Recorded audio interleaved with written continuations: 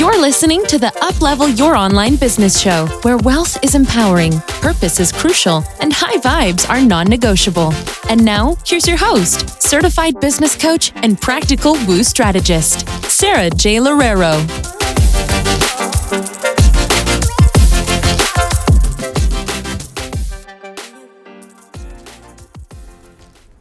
All right, welcome back to another episode of the Uplevel Your Online Business Show. And I've got to say, we took a little break from the podcast, but it's been so lovely seeing all of your beautiful comments on the latest episode. I am so happy that so many of you are engaging with it. We've gotten a ton of views on it and an incredible amount of messages. So I just wanted to say thank you so much. I'm so glad that you're resonating with all of these episodes. It is my absolute honor to be able to even give you this podcast. And I have a feeling that you are going to love today's episode, especially if you looked at the title and you were intrigued. This is going to get really personal, but it's also going to get really inspirational. And I'm going to be giving you a ton of tools that have really helped me navigate business and anxiety as well. And I think one of the first things that I want to cover here is to just give you an idea of how bad my anxiety can be and has gotten, because I know how hard it is sometimes to just listen to someone else who's at a specific level or has achieved something that you're desiring to achieve and thinking like, oh, well, they can't possibly know how I feel. They don't know what it is that I struggle with on a daily basis. And I'm going to start by sharing some of those personal things just to kind of hopefully have you see that I can relate. Maybe not as much as someone who has more severe anxiety, but I'm going to share with you my story. I've had anxiety ever since I was about 16 years old. And it's interesting because my anxiety started probably in and around the same time as a lot of my health issues. I was going through a few different things in my adolescence. I also have a family member, a very close family member who has PTSD, who has been diagnosed with PTSD. And I'm quite certain that a lot of my anxiety triggers and some of the things that don't really make sense in my brain actually come from that. And research actually shows that if you have someone close to you who's been either struggling with anxiety or struggling with PTSD or some sort of other mental illness, that can be passed down intergenerationally as well. So if you feel like that could be a part of your life, I'd suggest just looking into it, doing some research on it, and see if that can give you any solace with anything that you're currently going through as well. And so in terms of what I deal with anxiety, it has gotten really bad and it's also gotten a lot better. But probably the height of everything that I've gone through was probably in and around when I was 23, 24 years old. I was just going through a lot of really crazy life transitions, a lot of past traumas, and I started to develop shortness of breath. I was basically afraid of everything. One of my biggest fears was always having someone call on the phone or having someone knock on my door. For some reason, those two things would just like put me in the spiral of fear of, oh my goodness, who is this? And I think what's really interesting here as well is that so many people will tell you, oh, well, that's so normal, right? I'm sure that if you've struggled with anxiety in the past, you've had a family member, if you've had someone in your life who said, oh, well, I go through that too. And I know how frustrating that is. And I just wanted to validate here your feelings, because the difference between what they struggle through and what I struggle through and perhaps what you struggle through is the fact that they can experience it, but they probably don't experience it at the level that you do, right?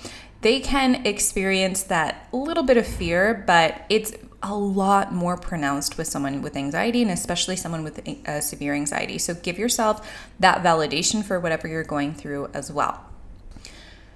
And so for me, I wasn't raised in a family where we would talk about any of our issues at all. It was always, let's just, brush as much as we can under the rug. And I had these issues and I was struggling and I did have all of these fears and I would hold myself back in a lot of social situations, but I had no idea what it was. I had no idea that I was actually struggling with something that was not necessarily normal for the general population. And so it went on up until my early 20s, where I started to develop a lot of shortness of breath, and I was carrying a lot of weight on my shoulders. And when I went into my master's degree, I was surrounded by, I think there were only 15 of us. And it was a really nice little tight-knit group of people, but I was terrified to interact with them because of my anxiety. And I remember being at a Starbucks and studying with two of my close friends, which was a miracle that I even made close friends that year because my anxiety was just out of control. And I remember one of them one night just looking at me and saying, "Hey, Sarah, are you okay? Because you look like you're not even breathing properly." And my immediate reaction was like, "No, I'm fine.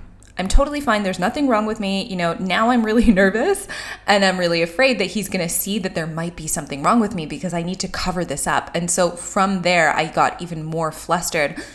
But that one single comment helped me so much to realize that I had a problem. Oof, okay, you guys, this is getting emotional. See, I told you, I can totally relate, but I also want to tell you what it feels like to be on the other side of this. So I'm going to continue. It got really bad that year. It got so bad that I wanted desperately to avoid so many social situations because I was struggling so much. And I remember sitting in my university, I think it was like the mental health area of the university, and I actually got myself to book an appointment and see a therapist for the first time. And the minute that I sat down on her chair, I just started bawling. Like she immediately just gave me a whole bunch of tissues and she's just like, "Okay, just let it out, it's fine."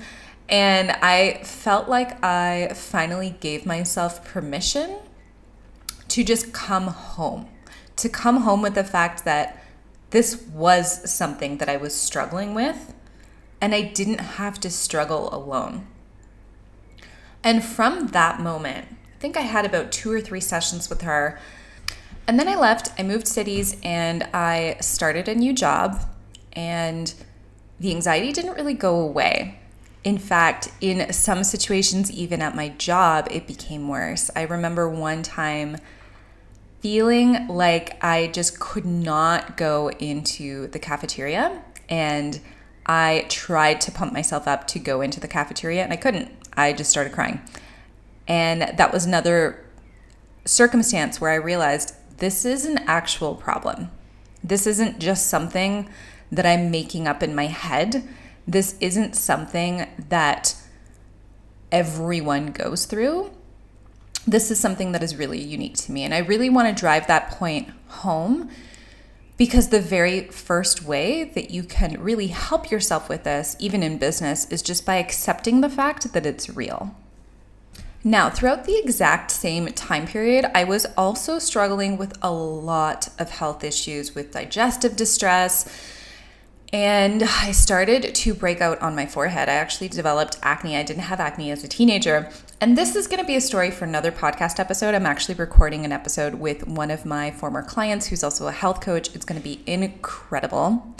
And so a little bit of this is going to bleed into that. So I won't go into the health issues too much.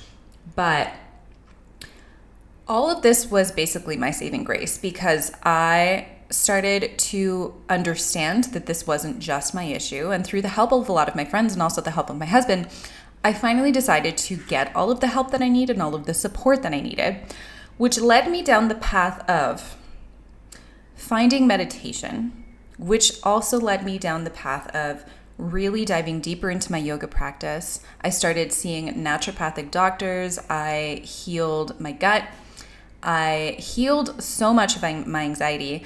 And I think one of the really, really important things to note here is if I didn't struggle through all of these things, I would have never gotten here.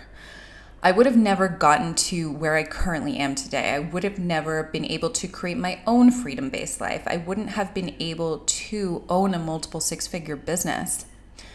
And so whatever you're struggling with right now, or however bad you feel like your anxiety is, or however much you feel like it holds you back, also realize that a lot of your hardships have actually gotten you to where you currently are and, desiring to up-level in your business, desiring to want a better life for yourself. And so in a way, a lot of these things are a blessing in disguise. And this definitely was the case for me. And I remember my second therapist/coach told me, and this was so helpful for me, that my anxiety was trying to tell me something. And that was so important for me to hear, because then it was no longer just about fixing this thing and getting rid of this thing.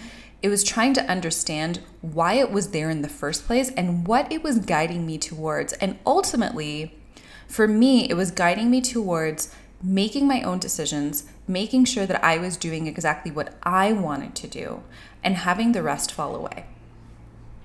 And so I hear a lot of people saying, and I mean, this was also myself included, that this person can do this, or Sarah can do this. Sarah could have moved halfway around the world and started a business and really brought her business up to the place that it is today. Sarah could do this. Sarah could build a house in a year. Sarah could, get on Facebook Lives without being nervous about it. And maybe it's not me, maybe it's someone else. And I used to give myself the exact same excuses.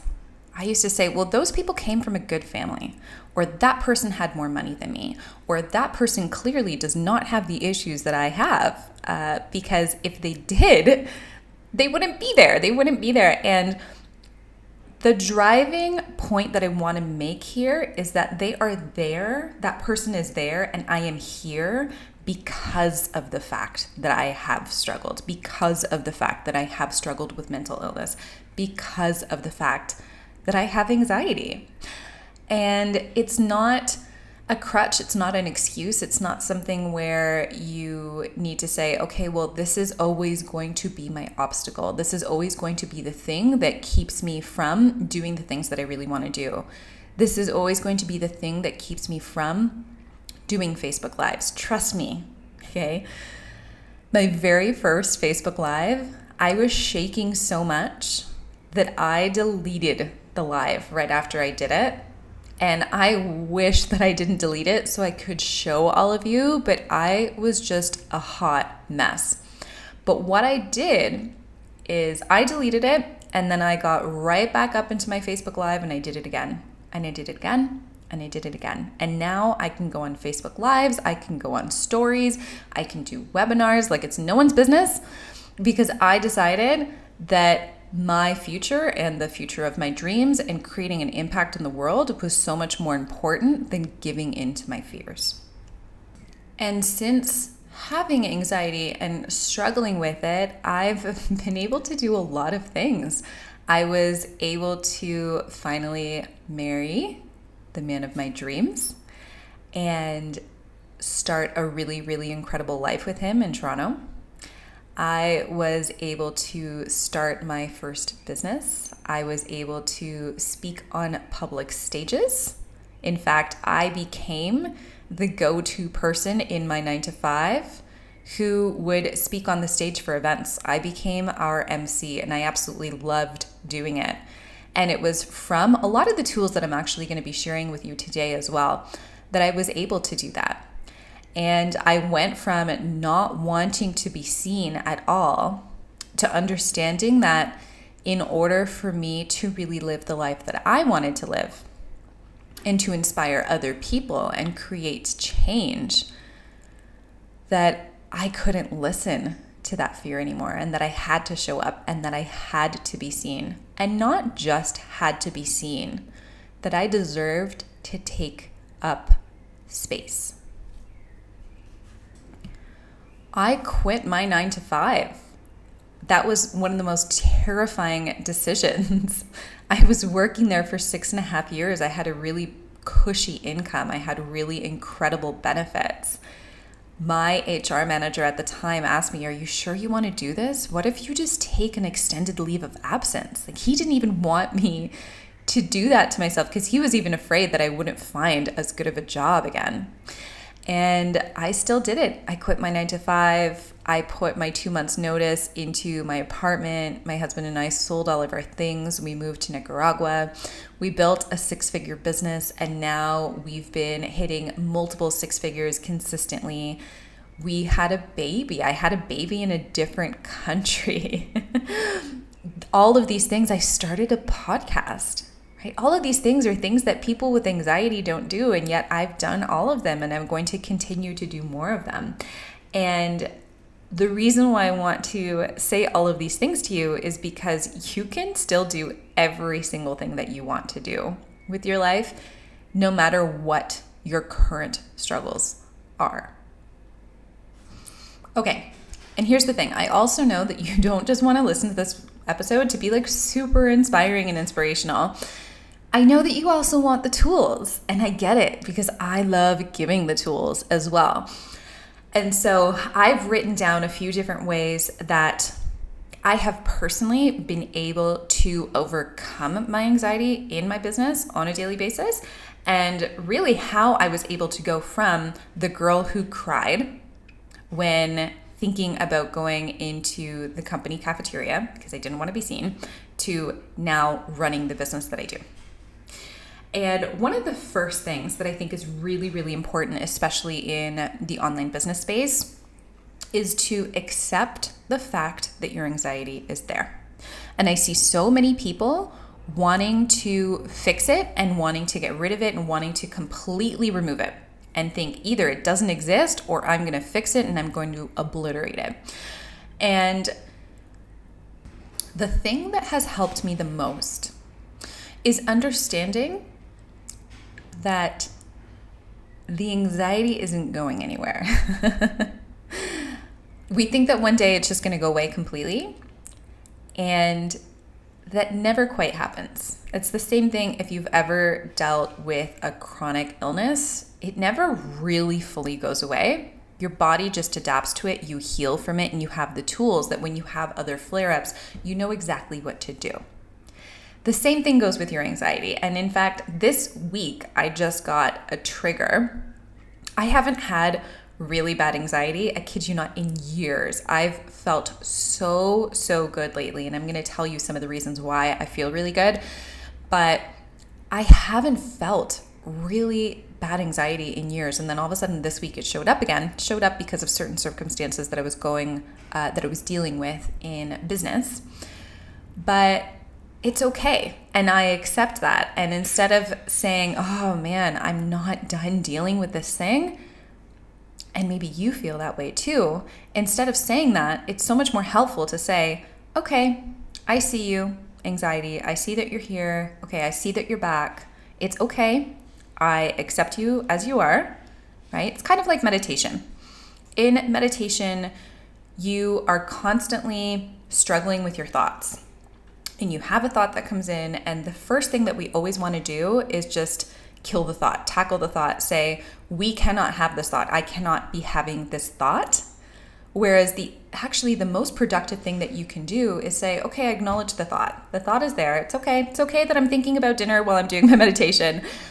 But as soon as you acknowledge it and accept it, you can allow it to pass, right? Because what you resist persists. And so that's the first thing. It's just acknowledging and accepting the fact that your anxiety might never go away. You might always be the person who has anxiety, and that's okay because you can live with it and you can make it drastically decrease in your triggers and the amount of times that it upsets you. But at the same time, if it comes back now and then, if you get triggered, it's okay. Acknowledge it, accept it, but also understand that it is a choice whether or not you want to either resist it or let it control your life. And the next thing I wanted to say in terms of helping yourself manage it and really up-level in your business and your life while having it and while struggling with anxiety is know your triggers and be okay with the fact that you have triggers. So whatever triggers your anxiety, whatever triggers your fear, and if it's that really, really crazy fear that you know that is something that's not necessarily a normal behavior, is try to understand when it comes and try to avoid that if necessary. And here's an example that I can give you. If you are someone who's triggered by mean comments, let's say, for example, or if you're someone who's triggered by hate mail or someone being really rude to you because you feel afraid for your safety, then get someone else to read those comments for you. Get someone else to open your emails for you. Get someone else to filter your DMs for you before you actually go into them and talk to people. That type of stuff helps loads, because then you're no longer on the front end of the receiving. If you know that a client intake form or a client outtake form might trigger you, make sure that someone else reads that first. There's so many different ways that you can help yourself not become triggered as often. If there are specific accounts on social media that you know trigger you and sometimes you just don't want to admit it, unfollow those accounts. Make sure that you are filtering through your online life so you don't have to deal with those triggers day in and day out. So deal with your triggers as they come. Recognize the fact that you have specific triggers, whether it's someone calling you, someone messaging you, someone sending you an email. If one of your triggers is driving in the snow or getting on a really, really cramped subway, make sure that you're also helping yourself and really supporting yourself, and try to avoid specific situations or try to lessen how dramatic the situation can get for yourself. And the second thing that I wanted to say here, and perhaps one of the most important, is to make sure that you're constantly tuning yourself on a daily basis so that you're reaching a fear level and an anxiety level of 0. And what I mean by this is having morning routines, having afternoon routines, having evening routines for yourself where you know that you can do meditation or yoga or going for a walk or doing some sort of act of self-care, or even just going into the washroom and closing your eyes and taking 3 full deep breaths. In fact, we can do that right now. Close your eyes and inhale. Hold your inhale. And then exhale. And now inhale. Hold. And exhale. Release. And now just one more time. Inhale. Hold, and exhale. Notice just how incredibly impactful just 3 deep breaths can be for your entire system, for your entire body, for your mind, body, and for your soul. And also notice that you can come back to that at any point in time. You can do that, like I said, you can do that in the washroom, you can do that in your car, you can do that in your bedroom, you can do that while you're in front of the computer.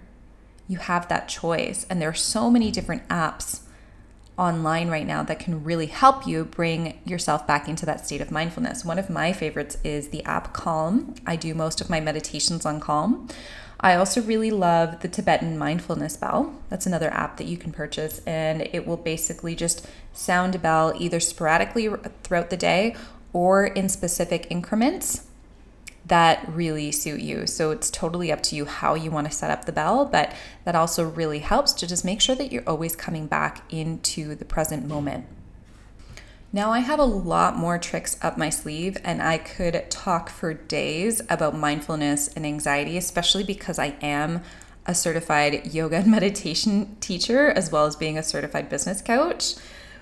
But basically, the most important thing here is to make sure that you're giving yourself white space throughout your day, having a morning routine where you're waking up at the same time every morning, making sure that you're practicing some form of presence and mindfulness, whether that's meditation, whether that's yoga, or whether that's even just going for a walk.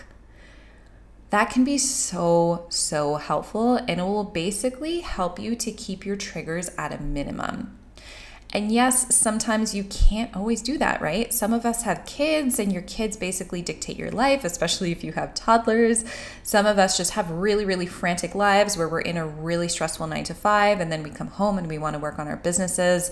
And so, might not necessarily have time every single day to do all of your mindfulness routines. And sometimes you might get triggered, and that is where we go back to the acceptance and just accept the fact that this might never completely go away, and you will have flare-ups and you will have triggers, and that's totally normal.